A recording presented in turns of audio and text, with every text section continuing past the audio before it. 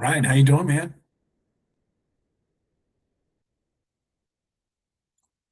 Looking real good in that nice office setting downtown somewhere. You're muted, Ryan. Yeah, you're muted, Ryan. Yeah, no, that's my first time playing with the tech swank. I kind of dig it. We're good. Hey, I just got off the phone with a guy from Elliott, Maine. You know Oh, what no that is? kidding. I got a seller. Well, I got trying to put a place under contract from a seller in Elliott, Maine, of all places. Yeah, cool. Yeah. He's looking to buy 50 acres out my way and Nice. start a farm. Knows nothing about farming and wants to start a farm. So okay, that's great. What's 50 acres go for out by you? Well, it depends. Like if it has a house, like you could get 50 acres and a semi-okay house for, five, six, 700, right in that range. I got a 68 acre listing right now that's at 765. No Yeah. house. Yeah. That I'm up in we're looking in the Finger Lakes area of upstate New York. And so it's kind of like these farms right between all the different Finger Lakes is very attractive for vineyards and just, agriculture in general. So, all right. If you can, in honor of Lars, if you can turn on your cameras. There we go. Oh, they heard me. They said, "Oh, Ben's going to call us out on the cameras." So, if you can turn your cameras on, Lars would appreciate that because I know he's going to watch the replay and just make sure that I don't screw this call up. So we're going to start off with some wins. We don't have a lot of people, so I'd love if everybody could unmute and give us a win from the last. Well, it's been about a month since I've been on this call, so feel free to dig back in the trenches a little bit and get us a win. Who wants to start us off? I'm working 4 contracts in the last 4 days. That's a good win, Anthony, for sure. I got my new guy joined me, and I got another guy who's a rental guy who's returning. He's opening up, so I'm looking for. I'll have a little bit more boots on the ground, and I need him in New Hampshire, especially because I get too much to doing 2 states sometimes. It's just like stuff goes through the cracks. That's gonna be good to have those guys back. That's great.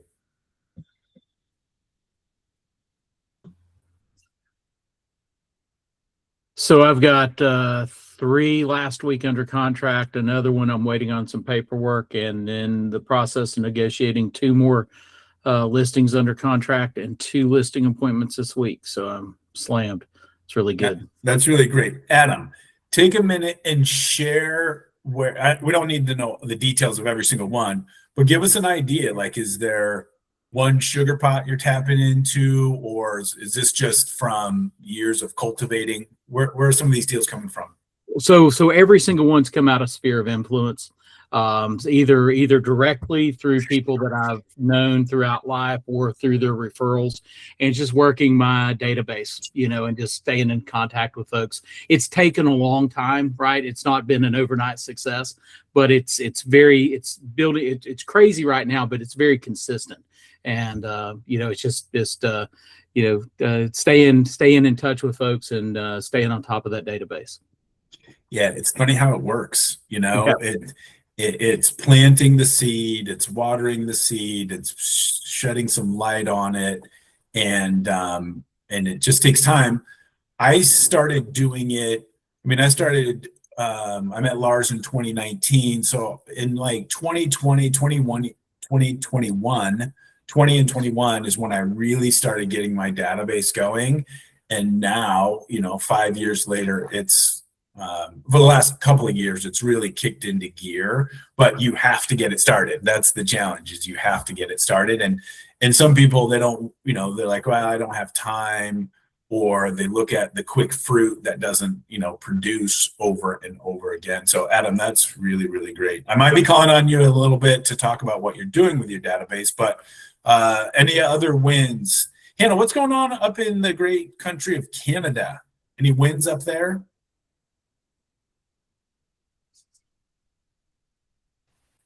Sorry, I'm playing with two screens right now.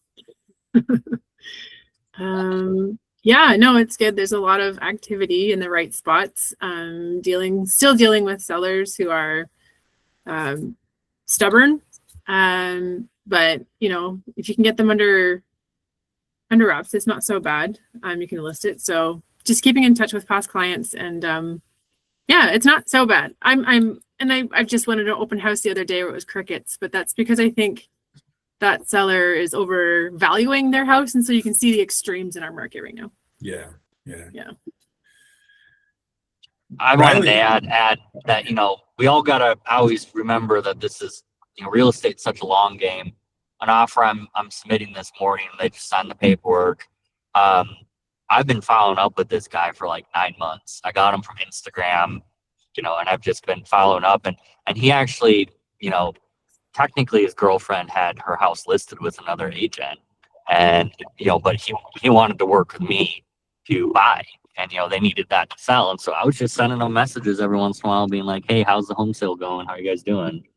And then we set up a call last week, went to a couple of homes yesterday, and now they've got an offer on something. Anthony, that's great. And I'm going to touch on that in just a couple of minutes, because that's one of the things I wanted to make sure we talked about today. So I'll touch on that in a minute. Riley, do you have a win for us? Yes, sir. I'm working on getting a property under contract for 1.8 million. I sent out an offer this morning, so hope that goes good and we get to the closing table. Riley, is that like an average price home for you, or is that like a big deal for you? I would say in my market, the average price probably 800,000. Okay. So, you know, it's double, about double. Yeah, that's great. Average price in my market is 252,000. Oh, wow. Yeah, so we got to sling a lot of houses. Aaron, I've been seeing you post some stuff on social. Give us a win from the last couple of weeks. I got a new listing the other day of actually a referral. So wasn't something that I bought. So that was great. Got that, had a closing last week, got a couple closings next week. So we're kind of picking up now, getting things in order, trying to get a lot of other things in place. We've had a few issues of distractions, we'll call them, but we've worked through them and back on track. So it's so far so good. So love it. Yeah, that's great. All right, we'll get into a couple of things, but if there's anything specific you want to make sure we touch on in today's call, like if you have a challenge that you brought into the week, or if you have questions that you've been carrying from last week, feel free to unmute and let us know, or drop it in the chat. Yeah, I just got some specifics just to the group. If anyone has done the expired pillar in the program, as I have some specific questions about some of the letters that are on file, and we can get to that. That'd be great. Yeah, we can go with that. I know some people that are doing that at a pretty high level.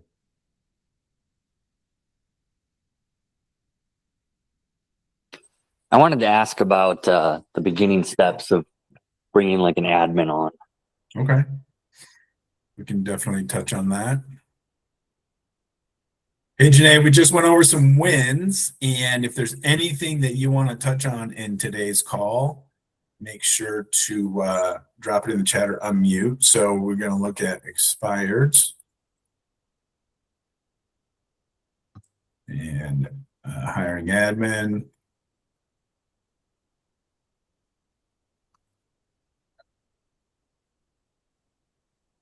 There's anything else, you guys let us know. So just quick background. Some of you all know me. I met Lars in 2019, connected with him. He helped guide my business to grow it. I run a team. We'll do somewhere 100 to 150 transactions a year. Sometimes I'm really hands-off. Sometimes I'm really hands-on, depending on what the flow is and what the season is in our business. But what Lars kind of teaches on implementing these pillars and these systems into your business, I've done a lot of them. Some of them I have not done for one reason or another, like the expired program. I don't run the expired program. I've helped people run the expired program, and sometimes it goes really well for them. It is a great piece of the puzzle if your market can handle it. We don't have a lot of expireds in my market. We haven't since I started really working on growing my business. Expireds are not a big thing in my market. But let's before we get into the expireds, I want to talk about this. And Anthony kind of referenced this in his win, that he's just worked and worked and worked with a client for a long time, and now they've converted. And so one of the processes or systems that we should have in our business is converting those leads into signed buyers and sellers. So I'm guessing you may have something written, you may not have something written. If it's not written, it's not a real system. So a lot of times people will kind of shotgun this thing that we call lead follow-up. If you have a real written out lead follow-up or lead management system, raise your hand or put a Y in the chat. Like if you could tell me, hey, Ben, this is my lead follow-up system, like it's defined, I could give it to a third grader and they would kind of be able to figure it out, I would love to know. But what's in the follow-up? The fortune, right? Fortune is in the follow-up. So I have this on my desktop. I review it with my team once per month.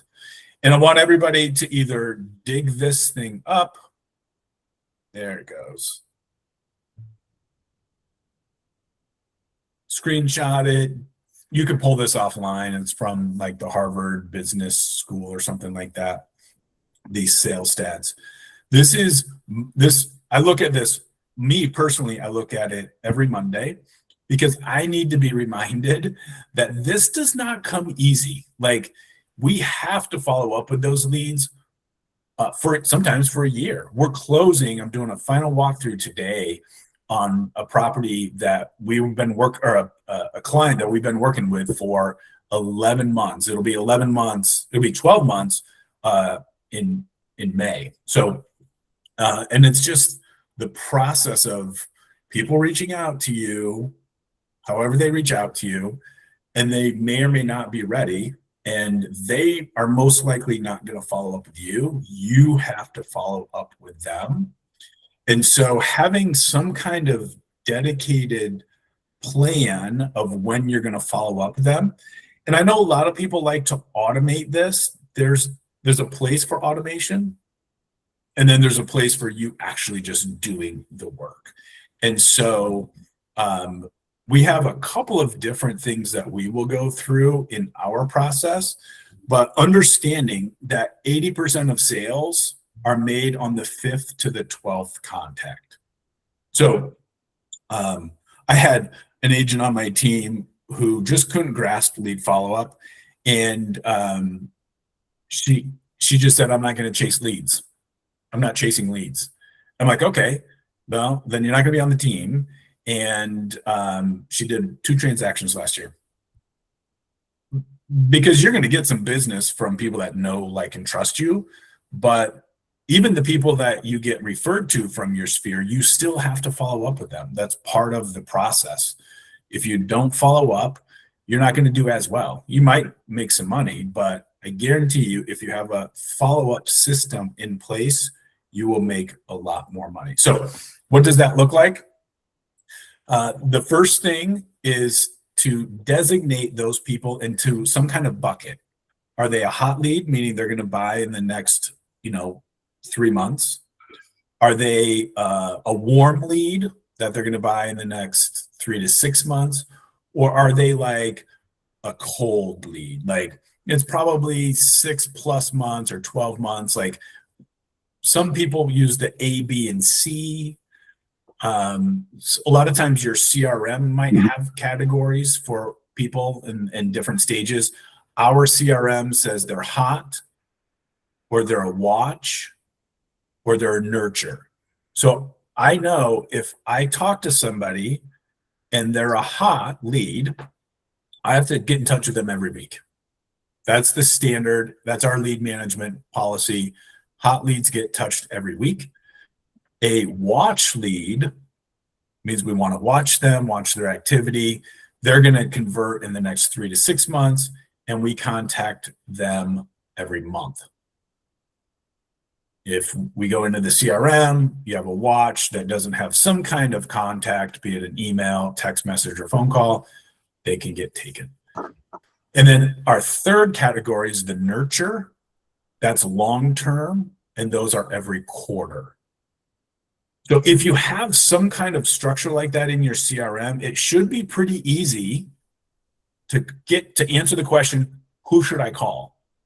Oh, that's easy. You pull up your CRM, you look at who's in this category that needs a call every week that hasn't been called, or who's in this category that needs a call every month that hasn't been called, or who's in the category, like if you have a cold or a nurture lead and you didn't talk to them since the beginning of the year, well, we've gone through 1 quarter, they need a phone call. And so if you have that written down somewhere, then you'll know exactly who to call. And hopefully you know exactly what to say. That kind of goes into like scripts and things like that. But a hot lead is somebody they're looking to buy. You're probably showing them houses, or they're just waiting to get pre-approved or something like that. Like that's an easy conversation. The watches that are getting buying in 3 to 6 months, that's a, hey Riley, I'm getting back to you about your house hunt. I know you're not ready yet, but I wanted to see where you're at in the process, see if you have any questions, and just stay in touch with them every single month, because they could be browsing on Zillow and they could just click that button and they talk to an agent, and the agent is really good because they're paying for those leads. Next thing you know, your lead or your potential client is under contract, because sometimes things move a little faster than we think they're going to move. And then on the other people, so like all of my sphere people, they're not leads, but they go in the nurture category because I want to stay in touch with them once per quarter. And again, text message, phone call, I kind of know who's who, who's really going to be buying or who I just need to stay in touch with. And so I would really encourage all of you to have that same thing. Maybe go by what how your CRM categorizes the leads, but have a clear, distinct system that you follow: weekly calls, monthly calls, and quarterly calls. Questions or thoughts about that?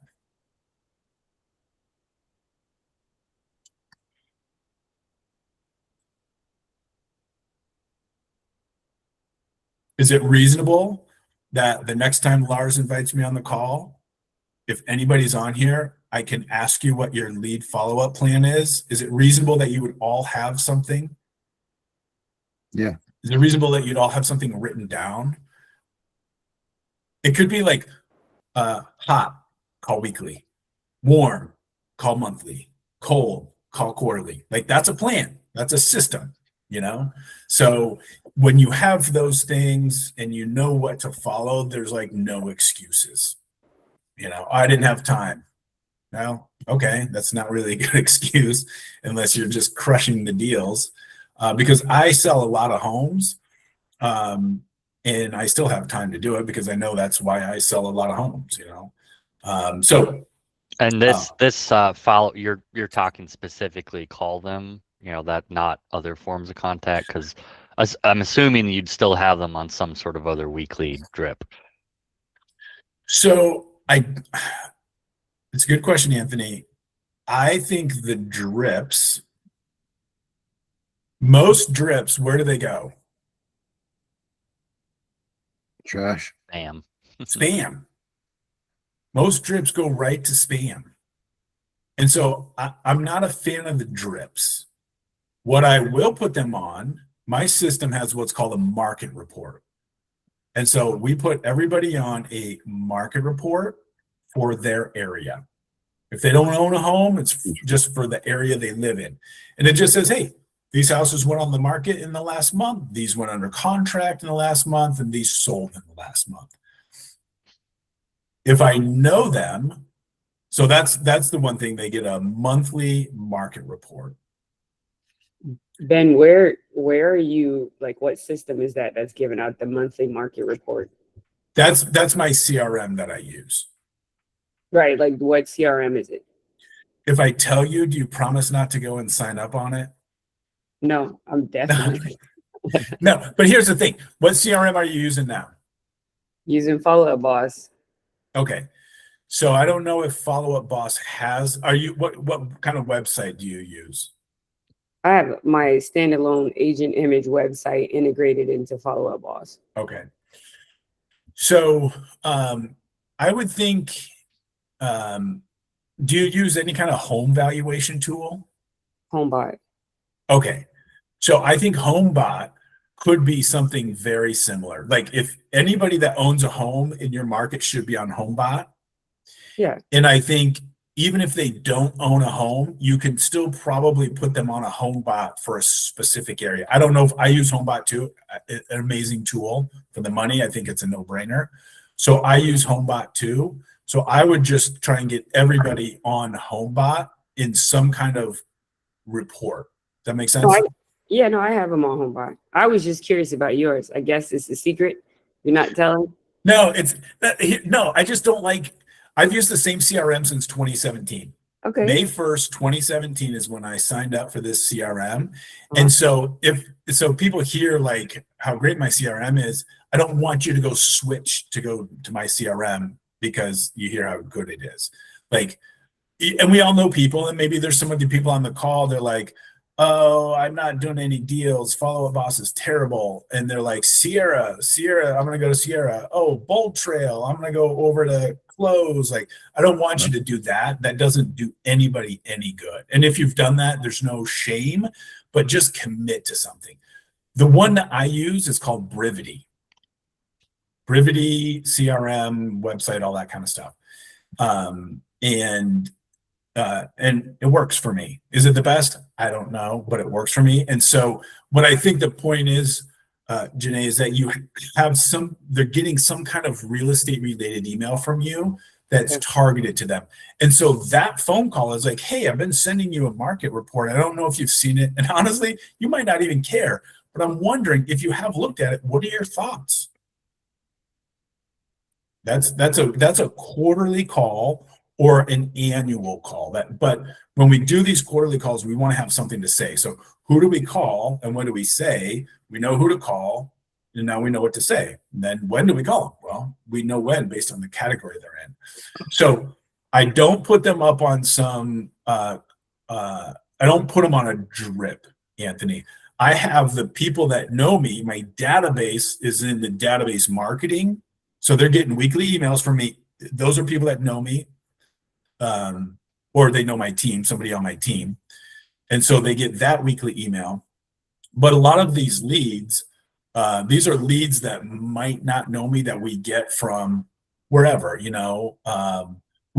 because we have a really big presence locally.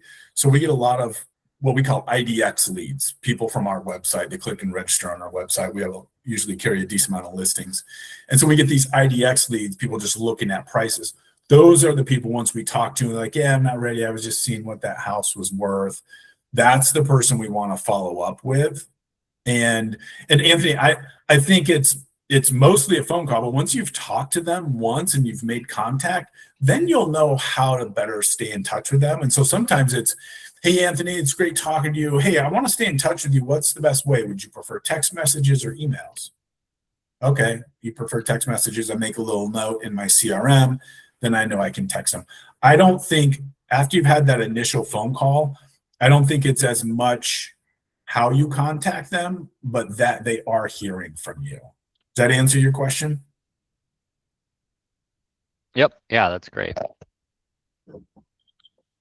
a lot of my people, I just text them, like if they're past clients, some leads, like I've got a lead right now. I did a buyer consultation with him. His name's Matthew. And I'm like, this guy's not getting back to me. And I'm texting him, I'm calling him. I sent him a property. I'm like, hey, this looks like it's right in your, the exact same thing you wanted. Want to take a look at it? Like, I'm working this guy and he's just silent, and either he's decided not to work with us, or he's realized that he can't get what he wants for his price, which that happens in the buyer consultation. You want all of this and your price is this. It's just not going to work out. But that's the kind of person, like, I need to, he's pre-approved to 250,000. What he wants is like 3.25, but I need to really stay on top of that one, and I need to work it. And what, if you work with a lot of buyers, you'll hear them, hey, I just wasn't ready. We think, man, like it's on top of my mind to get this person under contract. Some buyers just starting out, it's like they're just starting out. They're just looking, they're not really like super motivated. They're not as motivated to buy as I am motivated to sell sometimes. So you have to reconcile some of those things.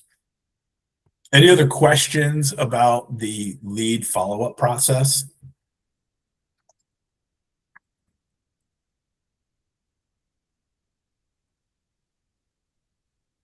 All right. Anybody here besides Anthony thinking about hiring an administrative assistant?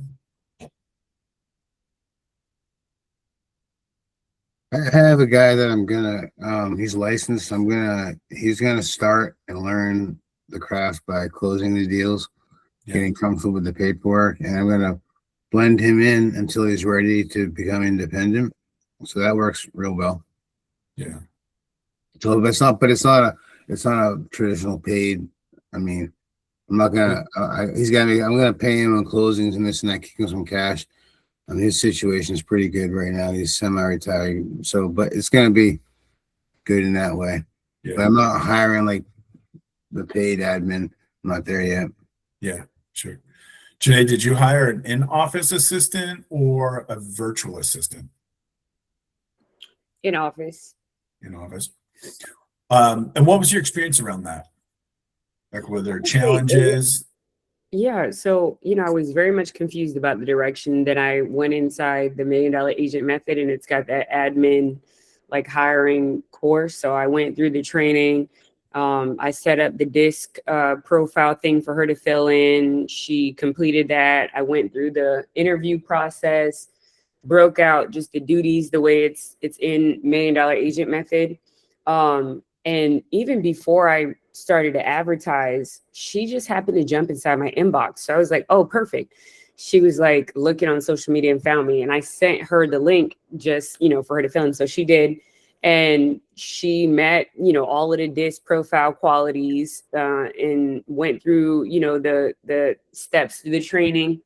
And she's been perfect. Like she set up my whole 60 touch and, did all the things. So and continues to just do all the things. I'm walking her more into the buyer or client care side of things now. But as far as, just getting my business stood up regarding database and such, she's been amazing. Yeah, that's awesome. Do you want to share a compensation range with us? Yeah. So I am paying her $17 an hour. I hired her part-time to start. So Monday, Wednesday, Friday from 8 to 4 with a 1 hour lunch break. And she's been pretty good with that. She wants to come on full time, but I gave her a goal. Like, okay, this is what I'm trying to do on my business. I know for a fact I can pay you this at this level. If you help me get here, then I'll bring you on full time. And so she's on board with that. And so that's what we've been working on. Yeah, that's great. So I'm just going to highlight this so that everybody knows where it is, because it gets, questions get brought up. So in the $1 Million Agent Method, under Pillar 4, scale your business, grow your team, there's different trainings here that you can go through. And so these are really good. They just provide great, um, just good things to think about and processes and things like that. I am typically going to always recommend you start out with a virtual assistant, depending on your business. So most people that are kind of dipping their toes into this, they're like, I don't know, they're scared about the money, and I was too. And my mentor back in the day said, Ben, figure out how much it's going to cost you for a part-time VA for 12 weeks. And so for me, it was 10 hours a week, $5 an hour, so $50 for 12 weeks, $600. He said, save up $600, hire a virtual assistant. If it doesn't change your business in 12 weeks, let that virtual assistant go. That virtual assistant will celebrate 7 years with me in June of this year. Changed my world. Amazing. And so if you have never had an assistant and you're not sure where to start with that, whatever their cost now, I mean, I was just messaging, one reached out to me that I know on Facebook and was like, looking for work, $7 an hour, $70 a week for 12 weeks. Save that up, bring somebody on, follow the kind of the plan in $1 Million Agent Method of like, these are tasks that I can give them, and then just give them everything you can. Everything you can give them, you give them. You can't give them showings, you can't give them listing appointments, you can't give them buyer consultations. So anything you can give them that, and let it free up your time to make more phone calls, to do more of the lead follow-up or some of these other things. And it will change, I believe it will change your business in a really good way. Now, there can be some challenges to doing that, of like, hey, I need to let go of some of the things that I was doing. And maybe I need to have some grace, first of all, for these people. If they make a mistake, like, it's okay. The world's not going to end if you make a mistake, but understanding like the things you can give them, let them work on it, and understand what they're good at, and make sure you take the time and hire the right one. Anthony, is there anything specific around hiring an admin that you'd like to talk about? Well, I guess I'm just curious what's like the normal duties you try to have an admin doing early on. How do you really find someone good? How do you do compensation? Kind of what I'm running into is I've had the last 7 days have been crazy. I probably have worked 80 hours, and I'm behind on things follow-ups that I need to do. And I'm hoping to catch up on them today and tomorrow, because thankfully it's not as busy. But some things that would have really helped in this last week would have been a gopher to go put out signs for me. I wasted a whole bunch of time driving to throw out signs. I had to drive an hour to pick up signs on, gosh, what was that, Thursday, and then I drove an hour to go put out signs. And the problem is, I live in a rural area. I've got listings that are 2 hours away from each other. If I went from one to the other, I drove 200 miles yesterday. Do you not have a sign company to install your signs? No, nope, I don't. And part of the problem is, again, like, I'm in a rural area. Things can be really far from one to the other. Yeah. And I don't know if it would really make sense to pay someone to go and put a sign out on a $165,000 property. It would make a lot of sense to do that. Okay. And then the other thing that would have really helped is if I had someone, and this would require a licensed person, to have at least started writing offers, because I've had to deal with like 4 offers in the last 4 days. And doing different paperwork and stuff would be helpful. And I guess I don't know if transaction coordinators write offers, or if they're just more about managing the contract. Yeah, I mean, I can have my virtual assistant write offers up. Like, you don't need to have a license to write an offer in my area. Now, I would either look the offer over before I sent it. Like, hey, write up the offer, send it to me as a reviewer. We have a signing system. You can have a reviewer, or I would, have some parameters where you get the final say of it. But you should be able to like reach out to a VA and have them put that offer together. There's only a certain amount of points. Now, if you talk to your client, you get the points, you send it to the VA. Having a runner, though, in most markets, a runner's going to cost you probably about that $17, $18. And if it's a rural area, you might even be able to get it for less. I had a retired police officer, Anthony, working for me, and that's what he would do. At the time, we had a pretty big foreclosure business, and so he was out doing inspections, he was doing signs, he was picking up lock boxes, and it cost me $15 an hour plus mileage, and it was money well spent. Whatever, you want to keep your people budget, your staff at about 10% of your gross commission income. So, you're doing $100,000 a year in commission income. You want to keep that staff 10 or less. And so you can get a lot of signs put out for 10 grand. But if you're, so that an admin or a runner, I see a runner as somebody different, because if they're just running signs, I mean, really, how many signs are you putting out per month? Probably, even if you did 120 listings a year, you're talking 10 signs a month. That's 20 hours a month, 10 drop-offs and 10 pickups. But that's kind of how you would just, run the numbers on, is that, can you afford it with your budget there? But one of the good things, if you are on this call and you've never done a time study, Paula, I don't know if the time study is in the $1 Million Agent Method. Let me look for it. But it's really hard. It's really hard to do a time study. But Anthony, for someone like you, it would show you exactly what you're spending time on. And then you could bring that to one of these calls and say, what should I not do? And Lars or I or whoever's hosting the call could walk you through and say you shouldn't do it. But essentially what it is you take 2 weeks, 14 days, and you write down every 15 minutes what you've done. And you track what you've done. Now, what happens inevitably, and you have to kind of work really hard against this, you get through like the first 4 or 5 days, you're like, wow, I am wasting a ton of time.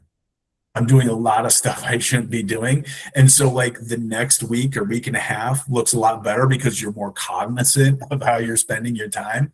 But if you could really just go for 2 weeks and just do your normal schedule and just track it, you would realize that you're not doing the highest leverage point, which is prospecting, lead follow-up, appointments, negotiating deals, or the last one, building systems. Those are the 5 things that we all on this call should be spending the majority of our time doing. And if you tracked it, I would imagine you're not. Sometimes I'm not. There's weeks where I'm like, wow, that was a terrible week of like time, structure. And then some weeks I just crush it, Now it helps. I've got 2 assistants. I have an in-office assistant and the virtual assistant. So it's a lot easier for me because I know I have to write that check every 2 weeks just to like hand stuff off. But when you do that time study and you realize, wow, I'm doing a lot of like $15 an hour stuff when you could be doing a lot of the $100 to $200 an hour stuff, which is, the sales part of it. I get it. Yeah, I just calculated. I got 14 hours of driving since Thursday. Yeah. And now, what's your average price, Anthony? I mean, I don't know. It varies so much per year because I'm in a rural area, so I get stuff all over the place. But Do you here, know what your county stats are for your county, like the average price for that? my last year, my average was 295. Okay. So, but I've had years like the year before was 462. So, I mean, it varies. Yeah. So every commission check, roughly, let's call it $8,000, hmm right? On a listing, it should take you about 5 hours. So if you're on a buyer, let's say a buyer takes you 20 hours at $8,000, that's $400 an hour. Like I would say, like kind of when I went through this process, and I was at $250 an hour. Like that's where, like that's what I wanted. And Lars will tell you the same thing. Like when he was kind of going through this, it was like, let me make $250 an hour because that's $500,000 a year. Now when I like really started building the team, I mean, I was kind of at like that $100 an hour, which is still $200,000 a year. $50 an hour is $100,000. $100 is $200,000 a year, and that's great money. 200 grand a year is great money. And so if you're at that 100,000 or that $100 an hour, but you're doing, $15 an hour times 14 hours, that's 200, and you could have paid somebody $210 an hour. You could have went and worked and sold a house for 1 hour and paid somebody to do all of that work for you. So it is a little bit of shift. And so you have to start small on this. And I would either start by getting a virtual assistant that can do all of the stuff that, whatever social media. We don't do a great job at social media, but it gets done because of the VA. All of the contract to close process, the VA handles it. The VA handles, ordering all the signs. I mean, we order signs. Any communication between agent or attorney in my area or lender, she handles it. And then she can work some of the back end of the CRM because she knows it really well. And so database marketing, the VA can handle all the database marketing. There's a time there putting together your weekly emails. So I would start off by getting a virtual assistant, handing them all of that stuff. You keep the driving because you can still make phone calls and do stuff during the driving, and then eventually try and work yourself out of that runner position and bring somebody in to do that. Oh yeah, I had a lot of phone calls in that 14 hours. Yeah, it's probably great probably time. about 8 hours of phone calls. I kid you not. Yeah. So just track what you're doing that a VA could do. Bring a VA on for 12 weeks. If you watch the training in $1 Million Agent Method, you'll see kind of some different places to find a VA and some of the things that we use. Cool. And then you could always pop back, on one of these calls and work through some of those challenges of getting a VA on board. But it changed my business. The people that I've met that bring VAs on changes their business. My sister is the president of a large real estate company. They have 17 virtual assistants in their real estate company.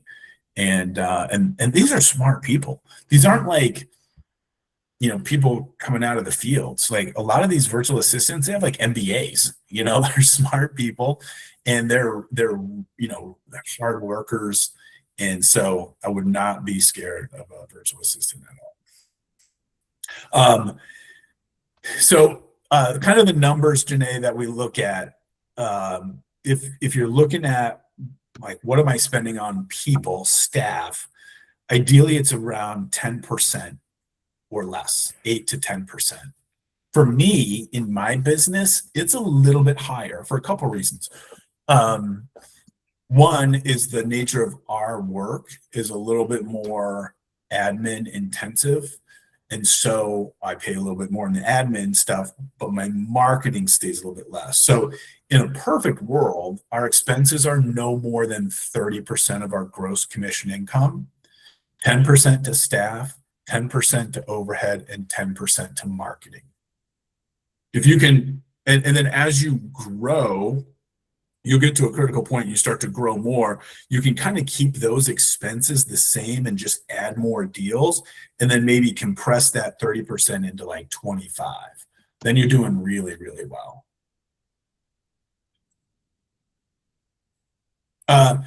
Yeah, Kimberly. So the 5 areas of focus, and this is like, you'll hear a lot of real estate people talk about, you make money when you plan, when you prospect, when you lead follow-up, when you're on appointments, or when you're negotiating deals.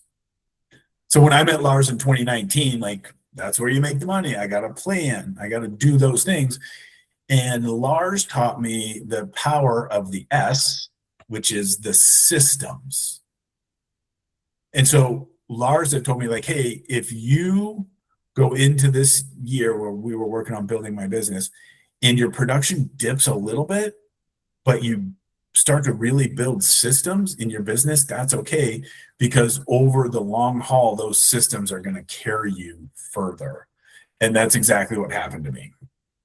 Dipped a little bit in production, built the systems, and then kind of went back up.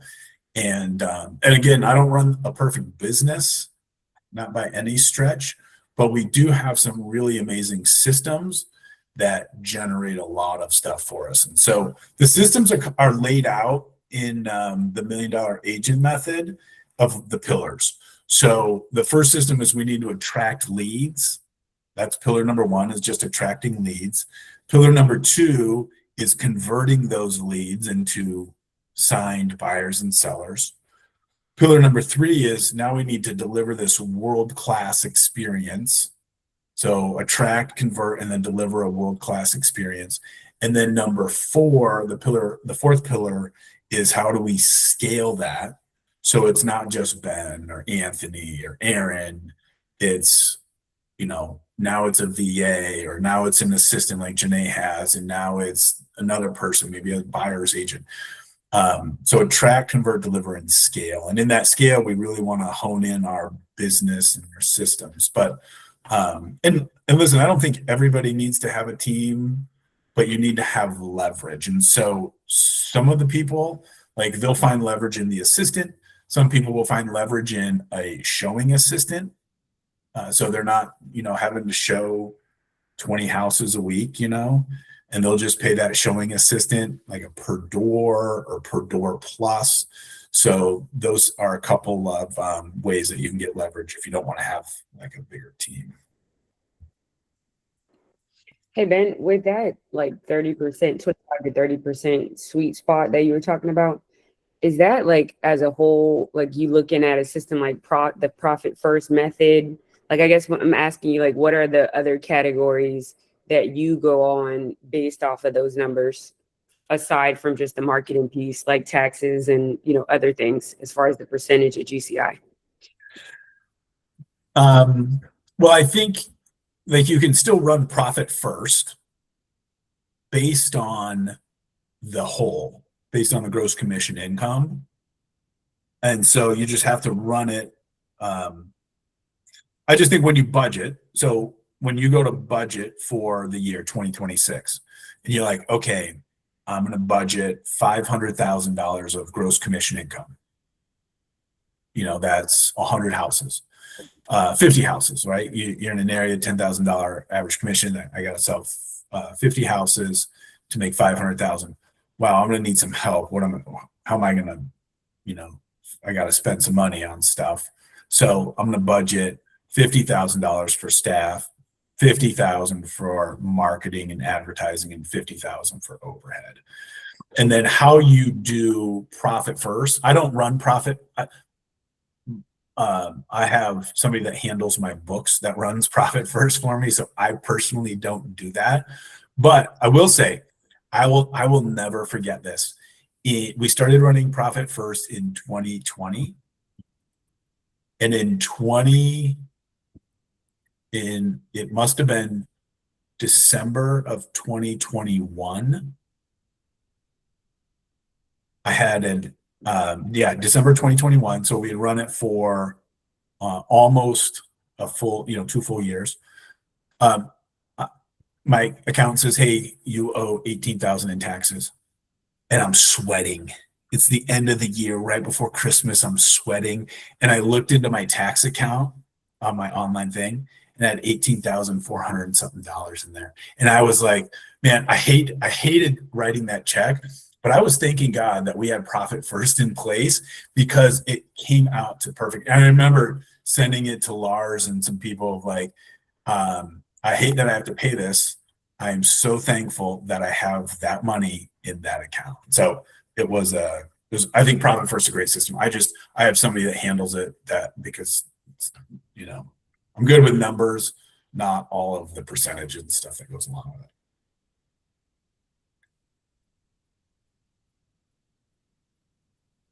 All right, let's touch on the expired program real quick, and Ryan, we can dive into this on the next call too, or a little bit later. I've helped a couple people implement this in their business, and so I'm going to say this from the very beginning, and Lars will say this as well. This is a heavy lift. Of all the systems that we have in here, this expired direct mail is a heavy lift. Now, I have somebody that I know that built this out 100% by themselves. Took him about 40 hours. He loved Canva, so he went in and he created these Canva templates and stuff like that. I had somebody else that implemented this system. They had a VA help them with a lot of it. It took them about 20 hours. So going into like, hey, I want to do the expired system, to do it the way that Lars coaches on, you have to be ready for kind of a heavy lift.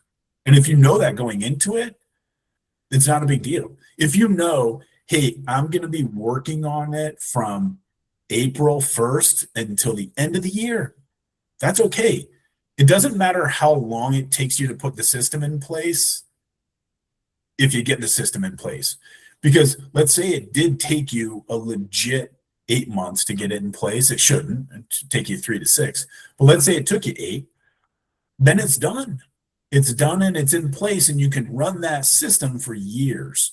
So just know going into it. So if you go in to like watch the training and understand it a little bit, and then you say, yeah, I got the capacity to take this on, then I think it's a really great system. Somebody in our group has a listing from the expired system from sending out these mailers. And so did you have a specific question about those? Yeah, I just one of the, like, this kind of stuff here, and I've done that, like this kind of stuff here all seems organic and like in line with what I do. As soon as somebody contacts me, I can feel comfortable making the human connection. However, there's some pretty bold letters that are like, I'll sell it in 10 days, or you don't owe me any money. And then like I did that stuff when I was my own broker, but I'm not my own broker anymore. And I'm like, oh, I don't know. It seems a little. So my question is just very specific. Has anyone used the letters that are in the drive, the shared drive that we have access to? Yes, a lot of people are using those exact same letters. Okay. Yeah, and they're kind of like, it means you got to price it like damn right. Yeah, I mean, this is you selling it at your price, right? And so, and some of this is marketing stuff. Like that's what Lars is really good at. Lars is really good at marketing, and everybody on the call should know Lars's heart.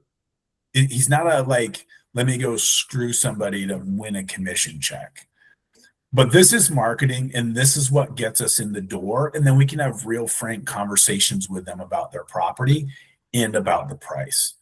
Because I believe if you're in this group that Lars has assembled, there's probably nobody better in your market to sell somebody's house other than you. Like that's just you're probably really good people if you're on this call, and you probably really care about people over a commission check. And so use this as a tool because you want to help people. And you know that if somebody's property is expired, they're probably kind of vulnerable. And we all know the people in our markets that have like those slimy agents that you wouldn't want a slimy agent to get into this person's house because they're going to just sell them on a bunch of crap. So you have to know that you are the best person to help these people. And yeah, sometimes it might be like, hey, this is really what your house is worth, and I guarantee I can get it sold at this price. That's what it's worth.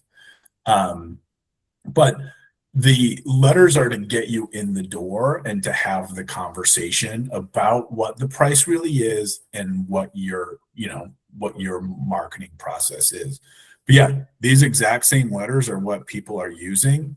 Mhm. And I think the biggest part of it, and the people that we've seen succeed, Ryan, is they have a plan and a system. Now, one of the guys in our group, he's based in the Virginia area.